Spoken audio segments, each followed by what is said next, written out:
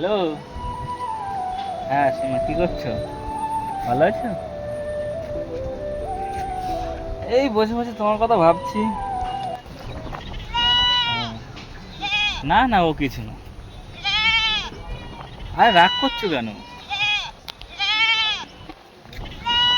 আরে আমি বলছি তো, পাশে কিছু নেই, আমি একা দাঁড়িয়ে আছি। আরে রাগ করো না প্লিজ। আরে রাগ করছো কেন? আরে না না, রাগ করো না।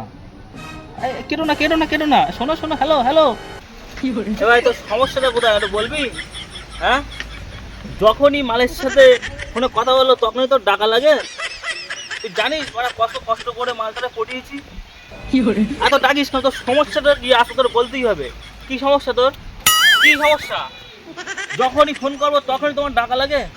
তোর মালটাল নেই ভাই, আমাকে বল, আমি তোকে কথা দিচ্ছি, তোর জন্য আমি ভালো দেখে একটা গার্লফ্রেন্ড জোগাড় করে এনে দেবো। আর ডাকবি না তো? আর জন্য ডাকবি না, ঠিক আছে?